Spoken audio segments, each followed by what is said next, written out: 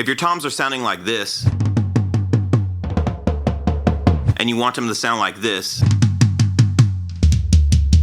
I'm going to show you. Now the first thing we want to focus on is tuning. Now let's focus on the bottom head first. What I like to do is I like to finger tight each lug, place my hand in the center of the drum, and then tighten each lug to where there's no more wrinkles around. And then I fine tune each lug to where I'm getting the most resonance. Now for the top head, you're going to want to do the exact same thing as you did for the bottom head. Finger tight each lug, place your hand in the center, tighten the lugs to where you don't see any of the wrinkles anymore, and then fine tune each lug to where you're getting the most resonance or the tone that you like.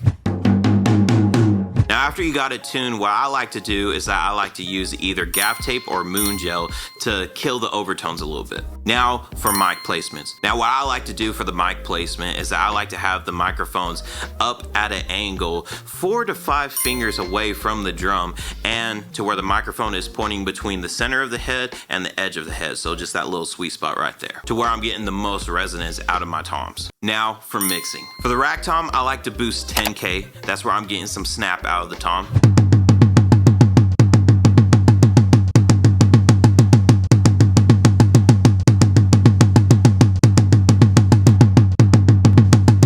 I also like to boost 4K to get more smack out of the tom.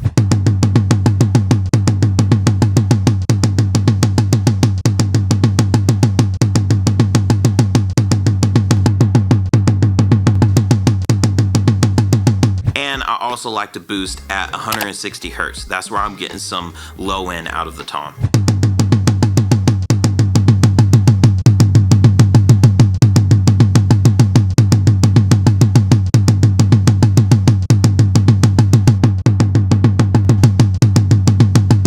Now for cutting, I like to use a high pass filter at 140 Hertz to get rid of that rumble.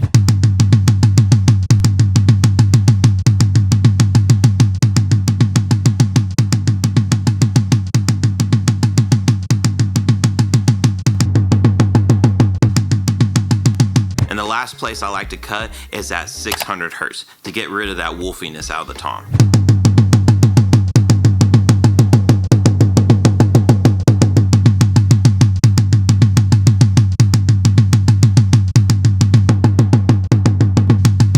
Now for the floor tom. First place I like to boost is 9K. That's where I'm getting some snap out of the tom.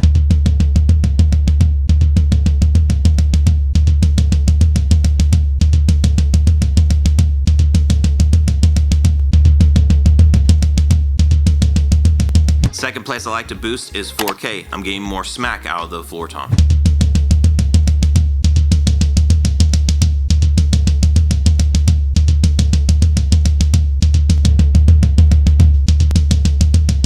Third place I like to boost is 120 Hertz. That's where I'm getting some extra low end.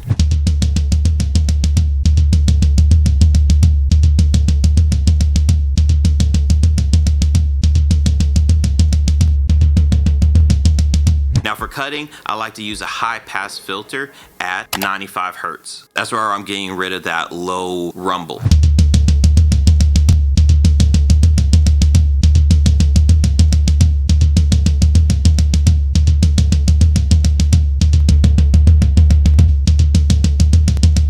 Last place I like to cut is 900 Hertz. That's where I'm getting rid of the wolfiness on the floor tom as well.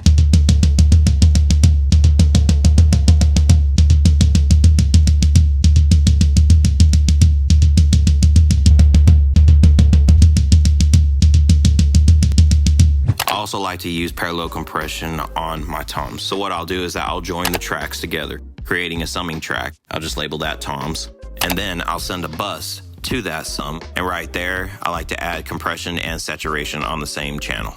So I'll just choose 1176, just hit that hard, and then I'll use decapitator to add some saturation to the toms, and then I'll just blend it in on how much I want, and you're getting extra smack from the toms.